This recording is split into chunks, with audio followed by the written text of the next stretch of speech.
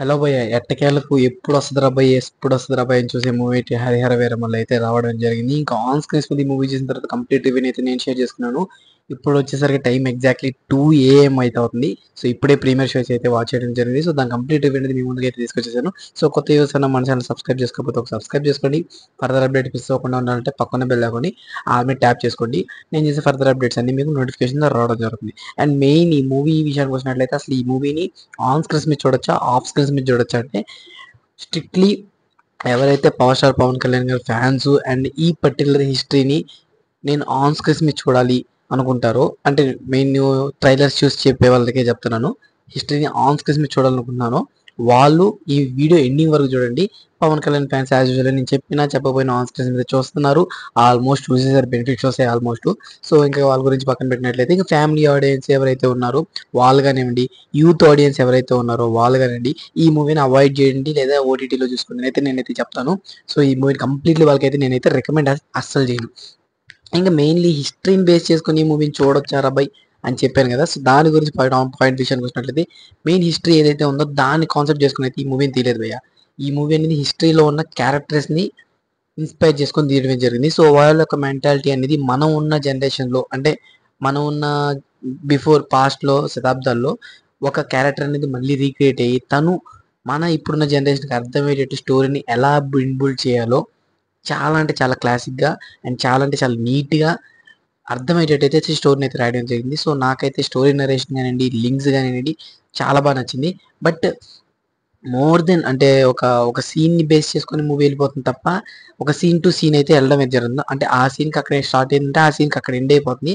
ఆ యొక్క చిన్న కాన్సెప్ట్ ఒక థీరీ అంట కదా, సో థీరీ టైప్ అయితే సో ఈ కంప్లీట్ దీన్ని లింక్ చేసి అయితే ముందుకైతే మూవీ అయితే ఎక్కడ సాగడం జరిగింది. సో లింకింగ్ పార్ట్స్ అనేవి ఎక్కడ లేవు. మీరు విడిగా పార్ట్స్ వైజ్ మనకి డివిడి ప్రింట్స్లో పార్ట్స్ వస్తాయి కదా, ఆ పార్ట్స్ వైజ్ చూసినా కానీ మూవీ మీకు అర్థమైపోద్ది. సో ఇంకా మెయిన్ కాన్సన్ట్రేషన్ వచ్చినట్టే ఫస్ట్ హాఫ్ భయ్య. ఫస్ట్ హాఫ్ మనకి స్టార్టింగ్ ఇంకా దందన మెయిన్ హైప్ ఇచ్చే సీన్ని పెట్టి స్టార్ట్ చేశారు. సో ఓకే, ఇది చూసిన తర్వాత ఈ మూవీ ఎక్కడ సింక్ అవుద్దిరా బై, ఈ పర్టికులర్ పాయింట్ ఈ దేనికి లింక్ అయిపోతుంది అనే థాట్లో అయితే మనం ఉంటాం. అండ్ నెక్స్ట్ చూసుకున్నట్లయితే మన వీరమల్లు గారి ఎంట్రీ, ఎలా పుట్టాడు, ఎలా దొరికాడు, ఇంకా ఎలా ఎంట్రీ ఇచ్చాడు ఆన్ స్క్రీన్స్ మీద టైటిల్ కార్డు, ఇంకా కంప్లీట్లీ చూసినట్లయితే హీరోయిన్ ఎంట్రీ, ఇంకా మనోడు చేసే పనులు అండ్ మనోడు వల్ల ఒకరికి వచ్చిన అవసరం అండ్ వాళ్ళు ఏ విధంగా కాంటాక్ట్ అయ్యారు, ఇంకా మనోడు దాన్ని తప్పించుకొని ఎలా పైకి వెళ్ళాడు, ఇంకా ఇంటర్వెల్లో ఒక మంచి ట్విస్ట్. సో ఇంటర్వెల్, సో ఇది భయ ఫస్ట్ హాఫ్లో జరిగింది అయితే. సో ఫస్ట్ హాఫ్లో ఈ కంప్లీట్ నరేషన్ అయితే చాలా క్లీన్గా అయితే ఉంది. సో చాలా అర్థమయ్యేటట్టు అయితే ఉంది ఫస్ట్ ఆఫ్ ఆల్. సో అలా మూవ్ అయిపోతుంది, క్లారిటీగా అయితే ఉంది. సో ఇంకా కంప్లీట్లీ ఫస్ట్ హాఫ్ అంతా ఓకే రాబాయ్, power star Pawan Kalyan Oscars మీద చూసేసాము. ఇంకా మాస్ ఎలివేషన్ డైలాగ్స్ ఉన్నాయి, మాస్ ఎలివేషన్ సీన్స్ ఉన్నాయి, ఇంకా కంప్లీట్లీ మాస్ ఎలివేట్ 2-3 ఫైట్స్ కూడా ఉన్నాయి. ఇంకా ట్విస్ట్ అంటారా, ఇంటర్వెల్ ట్విస్ట్ ఊహించలేదు, ట్విస్ట్ బాగానే వర్కౌట్ అయింది. అండ్ ఇంకా మెయిన్లీ ట్విస్టే కాకుండా ఇంకా సెకండ్ హాఫ్ మీద హోప్ పెంచడానికి ఇంకొక కొత్త పాయింట్ కూడా తీసుకున్నారు.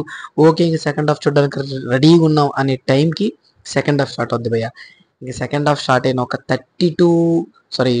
15-20 మినిట్స్ దాకా ఫస్ట్ ల్యాగ్, అంటే కంప్లీట్లీ ఎలా ల్యాగ్ అంటే ఎండింగ్లో చూపిస్తాం అనేది చెప్పేటట్టయితే ఉంటాయి ఆ సీన్స్, ల్యాగ్ ఉంటుంది.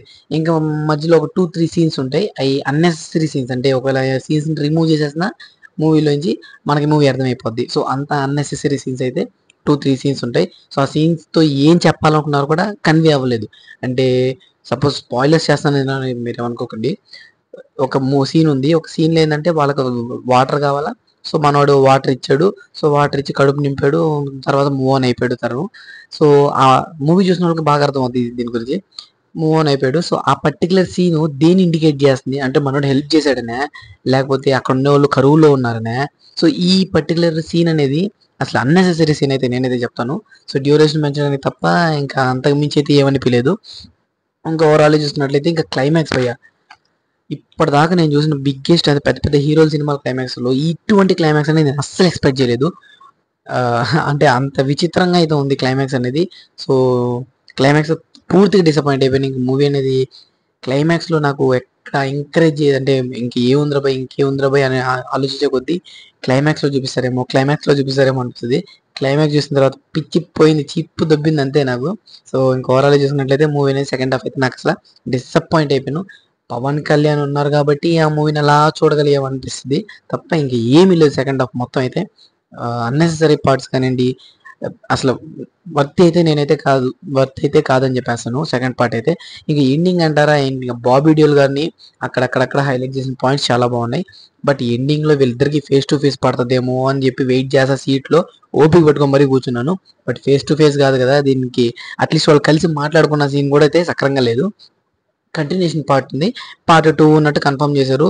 సో అది కూడా ఎట్టంటే మనోళ్ళు సుడిగాల్లో ఇరుక్కుపోయి చేతులు కలుపుకుంటారు, పార్ట్ 2 అని కన్ఫర్మ్ చేశారు. సో పర్టికులర్లీ అంటే నువ్వు ఇంటర్వెల్ తర్వాత నుంచి స్టార్ట్ చేసి సర్చింగ్ చేసి ఎండింగ్ వచ్చేసరికి పార్ట్ 2 రివీల్ చేయడానికే ఇంతసేపు మనోడిని నడిపించింది, కొండల్లో దూకిచ్చింది, నీళ్లు వర్షాల దగ్గర మంటలు పెట్టించింది.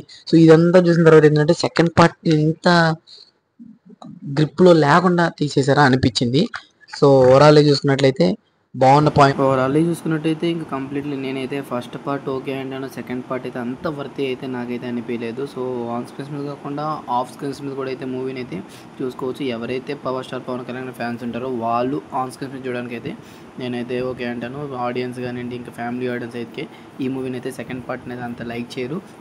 సో ఆఫ్ స్క్రీన్స్ కానీ ఓటీటీలో కానీ అయితే చూసేయండి. ఇంకా కంప్లీట్లీ నా రివ్యూగా నచ్చినట్లయితే తప్పకుండా లైక్ చేయండి, షేర్ చేసుకోండి, అండ్ కామెంట్ సెక్షన్లో మర్చిపోకుండా తప్పకుండా కామెంట్ చేసేయండి.